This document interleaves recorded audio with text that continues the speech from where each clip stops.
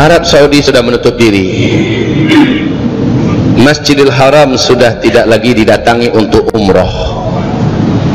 Apa yang akan terjadi berikutnya dengan bumi kita? Disinilah puncak kengerian itu.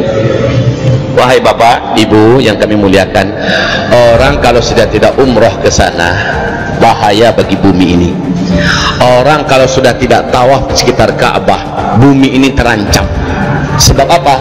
Kestabilan bumi ini adanya di pusat rotasi bumi, ya, pusat rotasi bumi menuju langit yang membuat bumi ini seimbang adalah Masjidil Haram.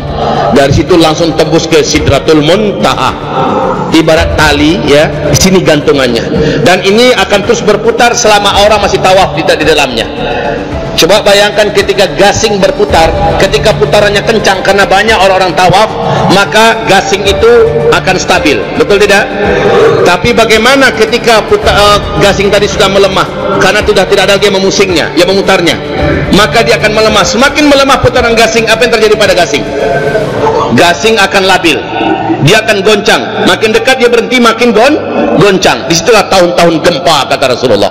Tahun-tahun gempa, dan puncak gempa itu nanti, kalau di dunia ada di mana-mana gempa, tapi yang mustahil terjadi gempa selama ini adalah Mekah Madinah. Kalau Mekah Madinah sudah gempa, maka itulah dia tahun-tahun puncak bencana di muka bumi ini.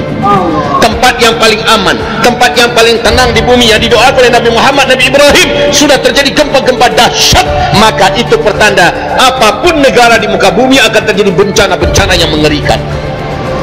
Dan yang mampu menstabilkan semua kejahatan dan dosa yang dibuat di muka bumi ini, aura dan hawa dosa yang berbentuk kegelapan yang bisa menimbulkan bencana-bencana di mana-mana, yang mengimbanginya selama ini adalah amalan orang-orang saleh yang berkunjung ke Masjidil Haram, saudara, yang berkunjung ke Masjidil Haram.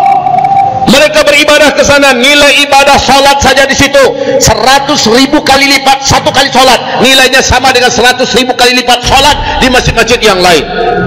Inilah yang mampu mengimbangi dosa yang dibuat di muka bumi. Sekarang penyeimbang itu sudah dilarang untuk masuk. Paham yang saya maksud ini? Yang mampu mensterilkan dan mengimbangi dosa yang dibuat manusia di muka bumi adalah Masjidil Haram, Masjid Nabawi, dan sekarang tempat itu sudah tidak boleh dikunjungi untuk umrah, entahlah haji besok. Ini sudah ada, saya dengar isu, ya, dari dalam kerajaan, kemungkinan Ramadan pun akan dilarang. Iktikaf pun sepertinya akan dilarang. Bila ini benar, maka sempurna merinding kita, Pak. Puncaknya adalah kita lihat haji. Kalau musim haji besok ternyata ini belum selesai, masih terus berlangsung, maka hasbunallah ni'mal wakil, ni'mal maula wa ni'man nasir.